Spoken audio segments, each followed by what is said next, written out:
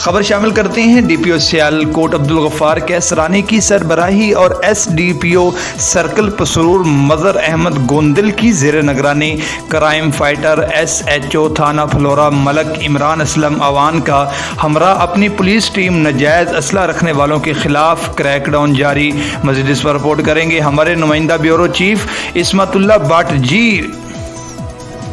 جی بالکل، D P O Sialkot Abdul Ghaffar Kaisrani کی سربراہی، S D P O circle Pasrur Mazhar Ahmed Gondal کی زیر نگرانی crime fighter S H O تھانہ فلورا ملک عمران اسلم اوان کا ہمراہ اپنی پولیس ٹیم ناجائز اسلحہ رکھنے والوں کے خلاف کریک ڈاؤن جاری۔ چوئندہ تفصیلات کے مطابق crime fighter S H O تھانہ فلورا ملک عمران اسلم اوان اور ان کی پولیس ٹیم نے کارروائی کرتے ہوئے جوشن جٹا کے رہائشی محمد عثمان اور اس کے ساتھیوں سے رائفل 223